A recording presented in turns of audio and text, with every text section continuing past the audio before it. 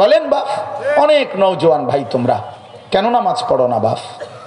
কিসের একটা বুঝ কও, একটা ইনসাফ বলে, একটা যুক্তি তো দেখাইবেন এই পয়েন্টের কারণে হুজুর আমি নামাজ পড়ি না। কেন হালাল খান না? এই হারামখোররা বলেন, যারা সুদখোর হারামখোর, ঘুষখোর হারামখোর, কিস্তিখোর হারামখোর, বলেন হারামখোর বলেন, এখন দাঁড়ান প্রতিবাদ করেন। আমি নাইমা যাবো এখান থেকে। আমি তো ইলেকশনের জন্য আসি নাই, আমি তো আসি নাই ব্যক্তিগতভাবে। আপনি বলেন কোন যুক্তির উপরে? বলে হুজুর আমি নিজের চোখে দেখছি অসংখ্য সুদখোর তাদের সংসারের প্রয়োজন মিটাইয়া শেষ কইরা জিফুতের জন্য আর কোনো কিছু বাকি রাখে নাই, সে শেষ করে দিয়ে গেছে। কই কোন হারামখোর মরলে তার ফুতাইতে জিফুতে আর কামাই করতে হয় না, এরপরে রোজগার করতে হয় না? কথা বলেন না কেন? তো দুনিয়া স্বার্থপর, দুনিয়া রাক্ষস। পৃথিবীর সবচেয়ে দামি কাঠ দিয়া আমনে সোফা বানাইলো, 2 বছর পরে দেখবেন বার্নি ছুটটা গেছে, কোনা দিয়া ভাঙ্গা গেছে। পৃথিবীর সবচেয়ে মজবুত জিনিস ফার্নিচারও 2-4 বছরের ভিতরে আবার এটা লড়ে এটা লড়ে। ফ্রিজের কোনা দিয়া ফানি পরে, এসি দিয়া ফানি পরে, সিটকারি ভাঙ্গা গেছে।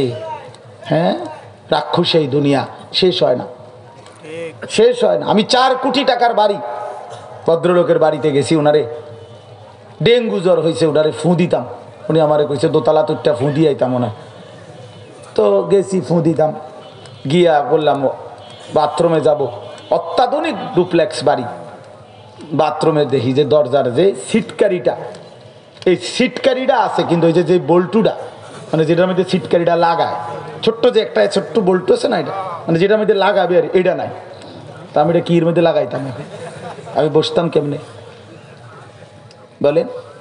পরে বালতির মধ্যে পানি দিয়া, বালতি দিয়া দরজা ধাক্কা দিয়ে তো বসছি, নিজে বুদ্ধি বের করছি। আমি নাহলে কি করতাম এখন? তখন বাইরে হয়ে বললাম, ভাই এরই নাম দুনিয়া, সিটকারি আছে বল্টু নাই, এটার নাম কি? এখানে চাই প্রয়োজন থেকেই যায়, এখানে প্রয়োজন। আপনি যেদিন মরবেন সেদিনও আপনার সংসারে অনেক কিছু থাইকা যাবে। হয় নুন নাই, নয়তো পেঁয়াজ নাই, নয়তো আদা নাই, নয়তো রসুন নাই, পরের দিনের বাজার নাই। ঠিক কিনা বলেন না কেন? আপনি জীবনও খোদার কসম আপনার স্ত্রী সন্তানের প্রয়োজন শেষ করে যাইতে পারবেন না। শুধু শুধু ধোকা ধোকা ধোকা। ওয়ামাল হায়াতুদ দুনিয়া ইল্লা মাতাউল গুরুর। বানানেওয়ালা যিনি রব্বে করিম, যিনি সৃষ্টি করেছেন দুনিয়া, তিনি নিজেই বলেছেন বান্দা দুনিয়া আমি বানাইলাম, আমি নিজেই বললাম এটা ধোকা। কে বললেন? ওয়ামাল হায়াতুদ দুনিয়া ইল্লা মাতাউল গুরুর। গুরুর মানে ধোকা। রব্বে করিম বলে বান্দা আমি বানিয়েছি, আমি জানি, আমি আল্লাহ জানি। বানানেওয়ালা কোম্পানি যদি বলে এটা 2 নম্বর, আপনি কেমনে বলবেন এটা 1 নম্বর? কথা বলেন। যিনি সৃষ্টিকর্তা তিনি বললেন ধোকা।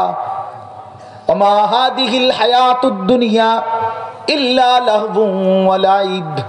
রব্বুল আলামিন বলে বান্দা দুনিয়ার জীবন শুধুই তামাশা, শুধুই খেলাধুলা, খেলনা, মালা ঠোলা। ছোটবেলায় যেই মালা ঠোলা আমরা খেলছি, এখনকার বাচ্চা হয়তো খেলে না, আমরা তো ছোটবেলায় খেলছি মালা ঠোলা দিয়ে। বাচ্চারা একসাথে খেলাধুলা করছি, বিভিন্ন ছোট্ট ছোট্ট বাটির মধ্যে রান্না বান্না করছি, সবগুলো মালা ঠোলা ঘর টর নিজে বানাইছি। সন্ধ্যাবেলায় মা যখন ডাক দিছে, নিজের হাতের বানানো ঘর, মালা ঠোলা, রান্না সব কিছু হাত দিয়ে ভাঙ্গা মায়ের কোলে সন্তান ঘরে ফিরে চলে গেছে। রব্বুল আলামিন বলে বান্দা এই ঘর, এই জমিন, এই আসমান, এই গোটা কায়নাত এটা মালা ঠোলা, খেলনা। একদিন সময় হবে আমি ইসরাফিলকে বলবো, ইসরাফিল একটা ফু দিবে বান্দা, আমার কায়নাত আমি তছনছ করে ভেঙে ফেলবো। ইজাস সামাউন ফাতারাত, আসমান কাচের মতো চুরচুর করে ভেঙে ভেঙে পড়বে। কোরআন শরীফের আয়াত। কেমনে বুঝলেন না বাপ? আমনে বুঝি চালাক, আমি বুঝি বোকা। নাফরমান বুঝি চালাক, নামাজি বুঝি বোকা। কেমনে ভাবলেন? শ্রেষ্ঠতম কোরআন কিতাব পড়ে কেন মোল্লা মৌলবি বোকা হবে কেন? বোকা না বন্ধু, আখেরাতের ফিকির করে, এই জন্য হারামের পথে যায় না। 10,000 টাকা বেতন, 8,000 টাকা বেতন দিয়ে মালিকের ঘরে খোদার 1 মাস গোলামি করে। কত অভাব থেকে যায়, সংসারের কত প্রয়োজন থেকে যায়, এর উপরও রবের গোলামি ছাড়ে না, মালিকের ঘরের সেজদা ছাড়ে না। যেন বলে আল্লাহ, স্বল্পটুকু দুনিয়ায় অল্প কিছুক্ষণের প্রয়োজন, যাই পূরণ হোক বা না হোক, আখিরাতে তুমি দিও। আল্লাহ বলে, বান্দা সবর কইরো, আমি রব্বুল আলামিন শতভাগ আখিরাত তোমাকেই দিয়ে দেব। উইদ্দাত লিল মুত্তাকিন, আল্লাহ বলে জান্নাত বানানোই হয়েছে মুত্তাকিদের জন্য, ইমানদারদের জন্য, সেজদাওয়ালাদের জন্য। এজন্য বন্ধু, এজন্য কিশোর ভাই, বাপ, নওজোয়ান,